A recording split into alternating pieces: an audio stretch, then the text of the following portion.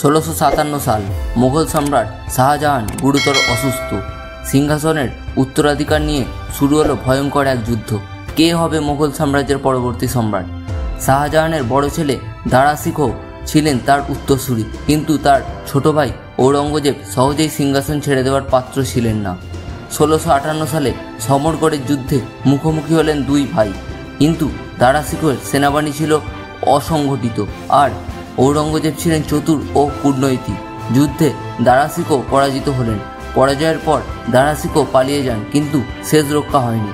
ঔরঙ্গজেব তাকে বন্দি করে 1659 সালে মৃত্যুদণ্ড দেন।